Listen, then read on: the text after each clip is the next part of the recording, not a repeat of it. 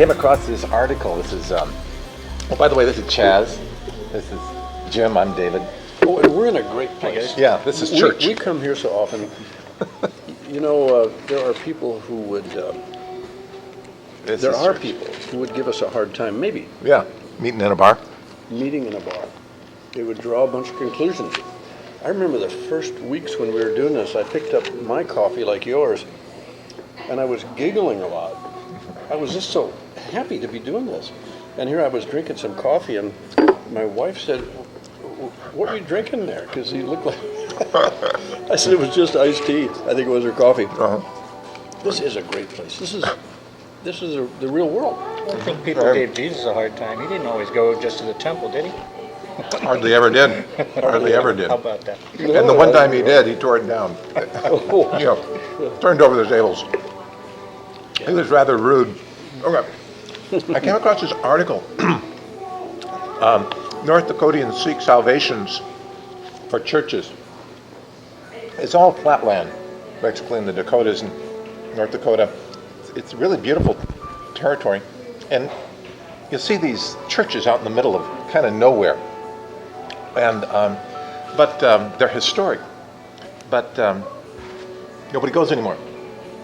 And so they're trying to save these churches with tax dollars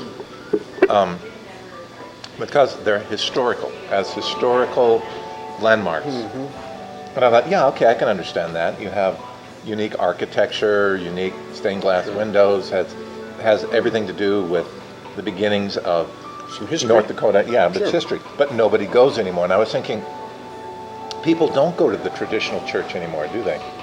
They have become antiques. They're beautiful. I mean, wow, it's beautiful. It's a beautiful picture and all, but it's another day. It's another day. Now, somebody might draw conclusions that community is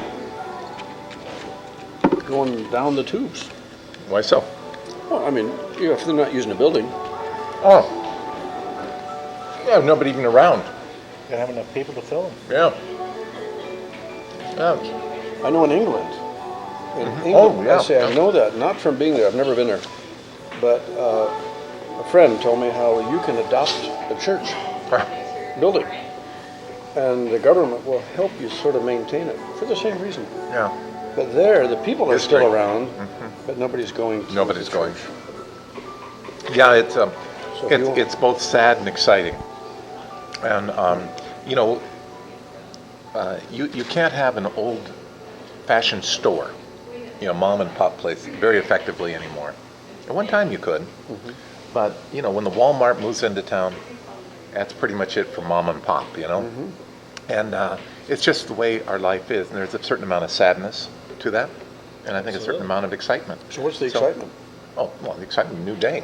And if I go to mom and pop place, I'm not necessarily going to get everything I want. Okay. You know, I'm happy to support, though. It's more of a support the community kind of an action rather than a financial thing. You know, we're all very thankful for the lower prices that we pay in some of the big chains. It's a paradoxical kind of thing, isn't it? Well, it's sort of Paradoxical. It's a yes and no. Yeah.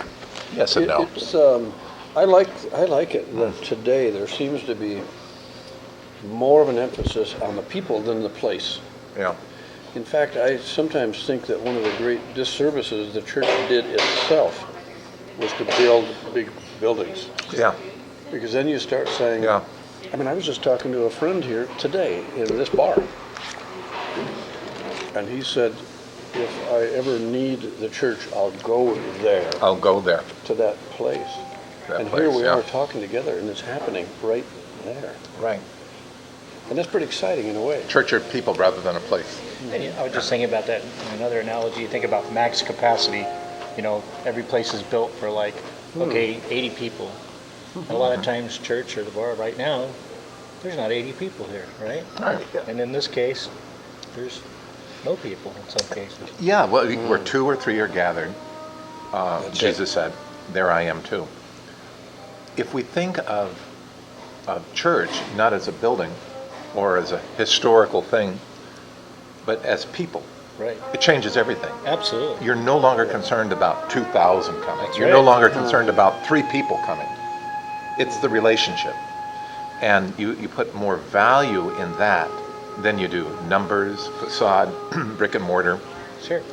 which are nothing. Fill the house or fill the soul? Which one do you want? Ooh, I like that. Yeah, that's right. All right. I work with a little group of believers. I told you, friends of faith.